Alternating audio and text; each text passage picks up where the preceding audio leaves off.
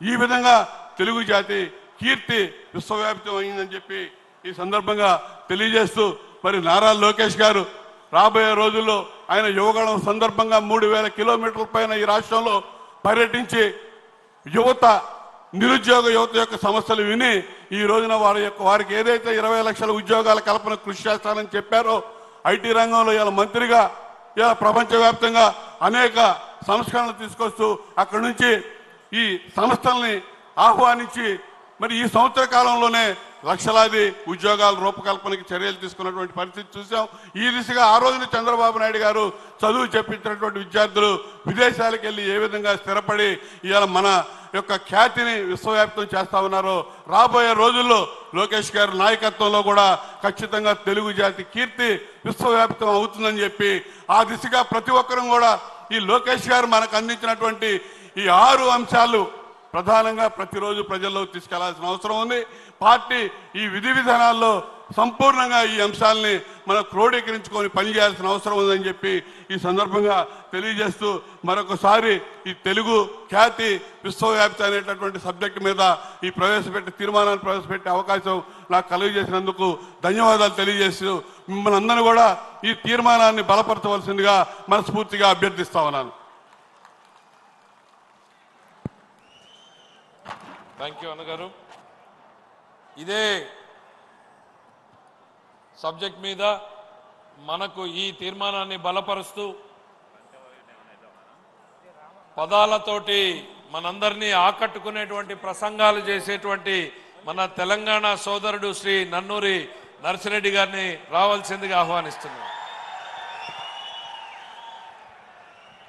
గౌరవనీయులైనటువంటి సభాధ్యక్షులు, జాతీయ తెలుగుదేశం పార్టీ అధ్యక్షులు, భారత రాజకీయ ధృవతార మన ప్రియతమ నేత నారా చంద్రబాబు నాయుడు గారికి నిందలు అపనిందలు దాడులు ఎదురుదాడుల మధ్య ఎదిగి యువగలమై నవగలమై జనబలంతో సాగుతున్న మన నేత యువనేత నారా లోకేష్ గారికి, వేదికపై ఉన్నటువంటి అతిరథ మహారథులకు, సభా ప్రాంగణంలో ఉన్నటువంటి అతిథులకు, గ్రామాల నుంచి గడపల నుంచి తండాల నుంచి తాలూకాల నుంచి హైవేల నుంచి బైపాసుల నుంచి వివిధ రాష్ట్రాల నుంచి వివిధ దేశాల నుంచి పసుపు జెండాలతో పయనమై వచ్చినటువంటి తెలుగుదేశం పార్టీ కుటుంబ సభ్యులకు, పత్రికా విలేకరులకు, మీడియా ప్రతినిధులకు, సోషల్ మీడియా సోదరులకు నమస్కారాలు. అందుకనే చెట్టు మీద కూర్చున్నటువంటి పక్షి కొమ్మ బలాన్ని నమ్ముకోదు, రెక్కల బలాన్ని నమ్ముకుంటుంది. తెలుగుదేశం పార్టీ కార్యకర్తల బలగాన్ని నమ్ముకుంటుంది. కాబట్టి కార్యకర్తలే ఈ పార్టీకి ఇంధనం. అందుకే మీకు నా తొలివందనం అని ఈ సందర్భంగా గుర్తు చేస్తున్నాను. అద్భుతమైనటువంటి వాతావరణం ఇది. మొన్నటి వరకు ఒక రకంగా ఉండే, మా కాడ ముక్కోడు పోయిండు, మీ కాడ తిక్కోడు పోయిండు. ఇవాళ ముక్కాయనేమో లిఫ్ట్ ఇరిగేషన్, తిక్కాయనేమో ఆత్మలతోటి మాట్లాడేటువంటి పరిస్థితి ఏర్పడ్డది. ఈ సమయంలో జనం కోసం, జాతి కోసం, పేదల కోసం, బీదల కోసం మహానాడు ఏర్పాటు చేసుకొని అధికారంలో ఉంటే ప్రజలకు చేయవలసిన దాని గురించి, ప్రతిపక్షంలో ఉంటే ప్రజా సమస్యల మీద మాట్లాడేటువంటి ఈ మహానాడు వేదికపై, ఈ మహత్తరమైన వేదికపై తెలుగు జాతి విశ్వఖ్యాతి అనేటువంటి అంశం మీద ఈ తీర్మానాన్ని బలపరిచే అవకాశం ఇచ్చిన బాబు గారికి ధన్యవాదాలు. సోదరులారా, స్వర్గీయ నందమూరి తారక రామారావు గారి మనందరి ఆరాధ్య దైవం, తెలుగువాడి ఆత్మగౌరవానికి ప్రతీక, నమ్మిన సిద్ధాంతాల కోసం మడమ తిప్పని యోధుడు, ఎందరికో రాజకీయ జన్మనిచ్చిన కారణ జన్ముడు, సినీ వినీలాకాశంలో రారాజుగా వెలుగుతున్నటువంటి సమయంలో రాష్ట్రంలో కేంద్రంలో ఉన్నటువంటి పరిస్థితి చూసి ఢిల్లీ పురవీధుల్లో దిగజారుతున్న తెలుగువాడి ఆత్మగౌరవాన్ని పరిరక్షించాలని, తెలుగువాడి ఆత్మగౌరవం అంగట్లో అమ్మే సరుకు కాదని నిరూపించాలని, గాఢాంధకారంలో ఉన్న తెలుగు జాతికి వెలుగులు ప్రసాదించాలని, రాష్ట్రంలో ఉన్నటువంటి ఆర్థిక అసమానతలు, సాంఘిక దురాచారాలు, ఇవాళ నిరుద్యోగం, నిరక్షరాస్యత ఇటువంటివి పారదోలాలని, పేదల కోసం, బీదల కోసం, బడుగు జనం కోసం, పల్లె ప్రజల కోసం, అణగారిన జనాల అభివృద్ధి కోసం ఆదర్శవంతమైనటువంటి విధానాల ద్వారా తెలుగుదేశం పార్టీకి శ్రీకారం చుట్టాడు అని ఈ సందర్భంగా గుర్తు చేస్తున్నా. అందుకనే తెలుగుదేశం పార్టీ ఆవిర్భావం తర్వాత రాష్ట్ర రాజకీయాల్లో పెను సంచలనం చంపింది. 9 నెలల్లోనే ఇవాళ అధికారంలోకి వచ్చినటువంటి చరిత్ర మనది. భారతదేశ రాజకీయాల్లో సంచలనాలు సృష్టించినటువంటి చరిత్ర మనది. ఒక ప్రాంతీయ పార్టీగా ఉండి భారత పార్లమెంట్లో ప్రతిపక్ష స్థాయిలో కూడా ఉండగలమని నిరూపించినటువంటి చరిత్ర మనది. భారత ప్రధానమంత్రులు రాష్ట్రపతుల ఎన్నికలో కూడా ప్రధానమైన భూమిక పోషించినటువంటి చరిత్ర తెలుగుదేశం పార్టీ. అందుకనే తెలుగుదేశం పార్టీ ఆవిర్భావం తర్వాత గ్రామాలకు మౌలిక సౌకర్యాలు అందాయి, ప్రజలకు సంక్షేమ ఫలాలు అందాయి, ప్రజలకు రాజకీయ చైతన్యం వచ్చింది, బలహీన వర్గాలకు రాజకీయ జీవితం వచ్చింది అని ఈ సందర్భంగా గుర్తు చేస్తున్నా. సామాజిక మార్పులకు స్వాగతం పలికాం, ఆర్థిక అభివృద్ధికి అందలం వేశాం, నిమ్న జాతుల ఉద్ధరణ కోసం, బడుగు జనోద్ధరణ కోసం బాటలు వేశాము అని ఈ సందర్భంగా గుర్తు చేస్తున్నాను. అందుకని సోదరులారా,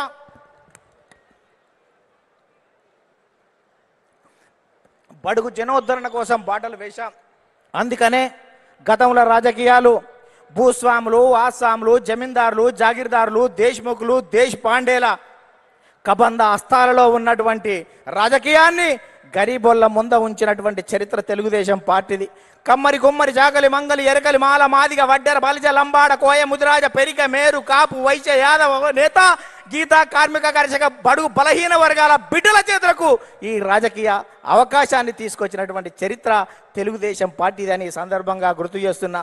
అందుకనే స్వర్గీయ నందమూరి తారక రామారావు గారు 2 రూపాయల కిలో బియ్యం పెట్టాడు. ఆ రోజు ఉన్నటువంటి తినేవాడికి తిండి, ఉండడానికి ఇల్లు, కట్టుకోవడానికి బట్టలు ఉండాలని 2 రూపాయల కిలో బియ్యం పెడితే 30 సంవత్సరాల క్రితం, 40 సంవత్సరాల క్రితం తెలుగుదేశం పార్టీ పెడితే ఈ దేశంలో ఆహారత భద్రత చట్టం మనం పెట్టిన దానికి 20 సంవత్సరాల తర్వాత ఆహారత భద్రత చట్టం వచ్చింది. అంటే తెలుగుదేశం పార్టీ ఒక నిర్ణయం చేస్తే ఈ దేశం వివిధ రాష్ట్రాలు 20 సంవత్సరాల తర్వాత ముందు చూపుతోటి చేస్తున్నటువంటి పరిస్థితి ఉంది. మనం మహిళలకు ఆస్తి హక్కు 30 సంవత్సరాల క్రితం ఇస్తే భారత పార్లమెంటులో మనం నిబంధన పెట్టిన తర్వాత 15-20 సంవత్సరాల తర్వాత కూడా భారత పార్లమెంట్లో పెట్టేటువంటి పరిస్థితి ఉంది. అందుకనే ఈ దేశంలో ప్రతి చట్టం కూడా తెలుగుదేశం పార్టీ ముందు చూపుతోటి విజన్ 20 తోటి ముందుకు పోతున్నటువంటి పరిస్థితి ఉంది. అందుకనే స్వర్గీయ నందమూరి తారక రామారావు గారు తర్వాత మన ప్రియతమ నేత నారా చంద్రబాబు నాయుడు గారు అధికారంలోకి వచ్చిన తర్వాత రామన్న రూపుదిద్దినటువంటి ఈ పార్టీని చంద్రన్న తీర్చిదిద్దాడు. అందుకనే విద్యకు ప్రాధాన్యత ఇవ్వాలనే ఉద్దేశంతో ఇవాళ సమైక్య రాష్ట్రంలో 23,000 పాఠశాలలు, 1,047 ఉర్దూ పాఠశాలలు, 40 రెసిడెన్షియల్ పాఠశాలలు, 4,352 అప్పర్ ప్రైమరీ స్కూళ్ళు, 906 ప్రైవేట్ జూనియర్ కళాశాలలు, 362 ప్రభుత్వ జూనియర్ కళాశాలలు, 131 ఇన్సెంటివ్ జూనియర్ కళాశాలలు, 1,295 డిగ్రీ కళాశాలలు, 275 బిఈడి, 276 ఎంసీఏ, 206 ఎంబీఏ, 188 ఇంజనీరింగ్ కాలేజీలు, ఇవాళ 26 మెడికల్ కాలేజీలు, 24 ఫిజియోథెరపీ కాలేజీలు ఏర్పాటు చేసి, 31 నర్సింగ్ కాలేజీలు ఏర్పాటు చేసి, 31 ఫార్మసీ కాలేజీలు ఏర్పాటు చేసి, ఇవాళ 1,60,000 టీచర్ పోస్టు భర్తీలు చేసి, 60,000 విద్యా వాలంటీర్ల నియామకం చేసి, కిలోమీటర్కి ఒక ప్రాథమిక పాఠశాల, 3 కిలోమీటర్కి ఒక ఉన్నత పాఠశాల, మండలానికి ఒక జూనియర్ కళాశాల, రెవెన్యూ డివిజన్కి ఒక ఇంజనీరింగ్ కళాశాల, జిల్లాకు ఒక మెడికల్ కాలేజీ ఏర్పాటు చేసి 17% అక్షర శాతాన్ని పెంచి ప్రపంచవ్యాప్తంగా వస్తున్నటువంటి అవకాశాలని పునికి పుచ్చుకొని వెతికి పట్టుకునే దమ్మును, ధైర్యాన్ని, చైతన్యాన్ని, స్ఫూర్తి ఇచ్చినటువంటి చరిత్ర మన నారా చంద్రబాబు నాయుడు గారు దాన్ని ఈ సందర్భంగా గుర్తు చేస్తున్నా. అందుకనే యువత నేడు నారా అంటే రా అని పిలుస్తున్నటువంటి తరుణం ఆసన్నమైంది అని ఈ సందర్భంగా గుర్తు చేస్తున్నా. చంద్రబాబు నాయుడు గారు ఐటీ తేవడం వల్ల ఇన్ఫోసిస్ వచ్చింది, ఐఆర్డిఏ వచ్చింది, ట్రిపుల్ వచ్చింది, ఐఎస్బి వచ్చింది, ఐసిఐ వచ్చింది, నల్సార్ వచ్చింది, నేషనల్ ఇన్స్టిట్యూట్ ఆఫ్ కన్స్ట్రక్షన్ వచ్చింది, ఇటువంటి జినోమ్ వ్యాలీ వచ్చింది, ఔటర్ రింగ్ రోడ్ అంకురార్పణ చేశాం, ఇవాళ ఇంటర్నేషనల్ స్టేడియాలు కట్టాం, ఇంటర్నేషనల్ స్టేడియాలు, ఎయిర్పోర్ట్లు నిర్మాణం చేశాం. ఇవాళ హైదరాబాద్లో అనేక రకాలైనటువంటి అభివృద్ధితోటి ప్రపంచవ్యాప్తంగా ఉన్నటువంటి కంపెనీలు ఇవాళ హైదరాబాద్కు వచ్చాయి, తెలుగు రాష్ట్రాలకు వచ్చాయని ఈ సందర్భంగా గుర్తు చేస్తున్నా. తెలుగుదేశం పార్టీ ప్రపంచవ్యాప్తంగా ఉన్నటువంటి తెలుగు వాళ్ళ కోసమే పనిచేస్తుంది అని ఈ సందర్భంగా గుర్తు చేస్తున్నాను. తెలుగు రాష్ట్రాల అభివృద్ధికి అడుగులు నేర్పినటువంటి చరిత్ర తెలుగుదేశం పార్టీది. తెలుగు రాష్ట్రాలలో ప్రగతిని పరుగులు తీయించినటువంటి చరిత్ర ఇవాళ తెలుగుదేశం పార్టీదని ఈ సందర్భంగా గుర్తు చేస్తున్నాను. అందుకనే సోదరులారా, ఇవాళ ప్రపంచవ్యాప్తంగా నారా చంద్రబాబు నాయుడు గారి మీద ఉన్నటువంటి మమకారంతో ఇవాళ చంద్రబాబు నాయుడు గారు అనుక్షణం, ప్రతిరోజు, ప్రతి గంట, ప్రతి నిమిషం, ప్రతి క్షణం ప్రపంచవ్యాప్తంగా వచ్చినటువంటి మార్పులను గ్రహిస్తూ మనని చైతన్యం చేస్తూ ఆ వైపు మనల్ని తీర్చిదిద్దు తెలుగు జాతిని మహోన్నత జాతిగా తీర్చిదిద్దేటువంటి దానికి శ్రీకారం చుట్టాడు అని ఈ సందర్భంగా గుర్తు చేస్తున్నాం.